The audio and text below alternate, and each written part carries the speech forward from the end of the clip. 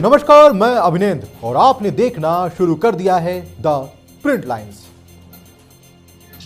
तेलंगाना पहुंचे गृह मंत्री अमित शाह ने केसीआर पर जमकर निशाना साधा। उन्होंने संविधान को लेकर भी बड़ी बात कही और उन्होंने कहा कि केसीआर के समर्थन ना देने के बावजूद भी हमने कई बड़े कार्य तेलंगाना में किए हैं।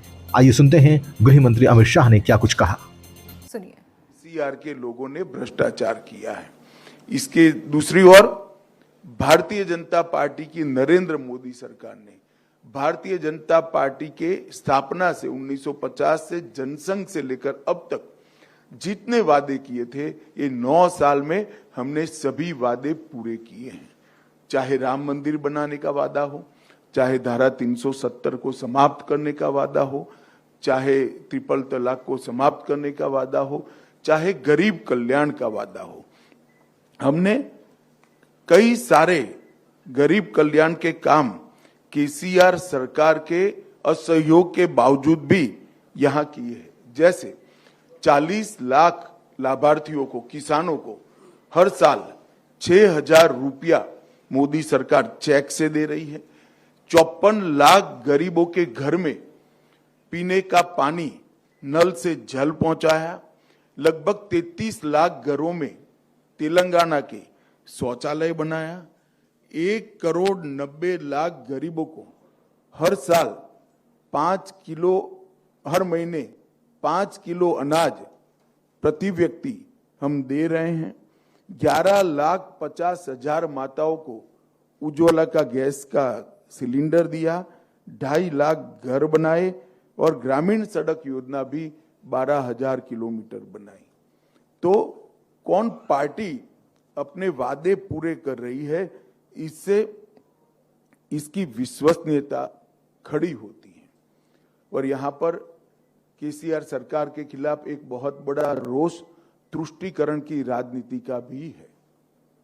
हमारा संविधान किसी भी वर्ग विशेष को स्पेशल फेवर परमिट नहीं करता है।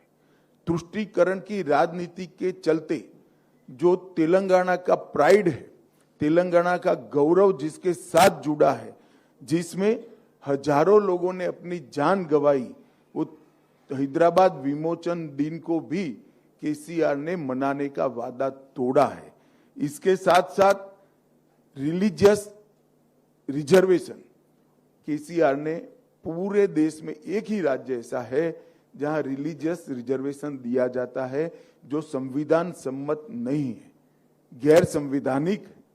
4% रिलीजियस रिजर्वेशन दिया है। हम ये मुस्लिम रिजर्वेशन को समाप्त कर ये 4% SC, ST और OBC का रिजर्वेशन लाएंगे और न्याय देने का प्रयास भी करेंगे। मैंने कभी भी ऐसा आदेश नहीं देखा है। तेलंगाना सरकार के गृह विभाग ने मीडिया को आदेश दिया कि दंगों में अगर आरोपी अल्पसंख्यक है तो इसका नाम मत छापिए। दंगे दंगे होते हैं, नहीं छापना है तो दोनों कम्युनिटी का मत छापिए।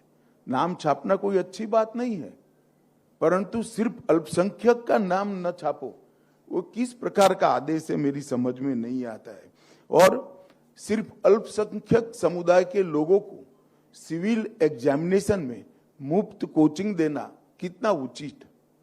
अगर सभी गरीबों को देते और उसमें अल्पसंख्यक बच्चे भी आते, हमें कोई आपत्ति नहीं। SC आते, ST आते, गरीब बच्चे आते, सभी गरीबों को मुफ्त कोचिंग मिलना चाहिए, एक समान प्लेटफॉर्म मिलना चाहिए। मगर इस प्रकार के तुष्टीकरण की राजनीति से भी तेलंगाना की जनता परेशान है और निर्णय कर बैठी है कि हम इस केसीआर सरकार को बदलेंगे। हमने हमारे संकल्प पत्र में ढेर सारे वादे किए हैं। मैं कुछ प्रमुख वादे भी आपके माध्यम से जरूर बताना चाहूंगा। धान पर हम 3100 रुपये किलो, क्विंटल, पूरा धान जितना भी है वो भारतीय जनता पार्टी की सरकार MSP प्लस बोनस से